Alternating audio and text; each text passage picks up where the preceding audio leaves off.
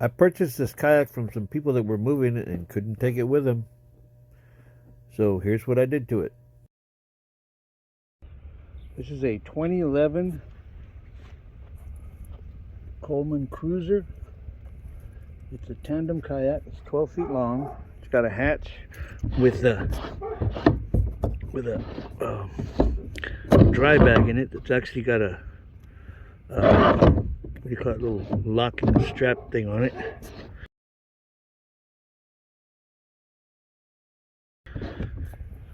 I replaced the raggedy little handles with some metal strap handles.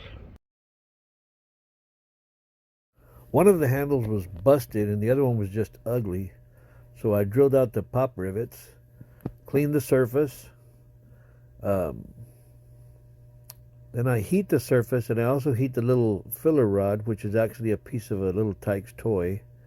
And once the surface is hot, I take a piece of plastic that's got the same texture, press it onto the hot plastic, and it makes the surface look like the rest of the kayak. Here's the finished handle.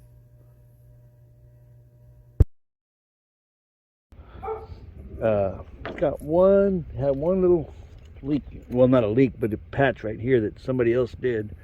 And that's what I do for a living. I actually, well, not for a living on the side, but the patch, I filled the thing with water and it didn't leak, so I'm gonna leave it alone.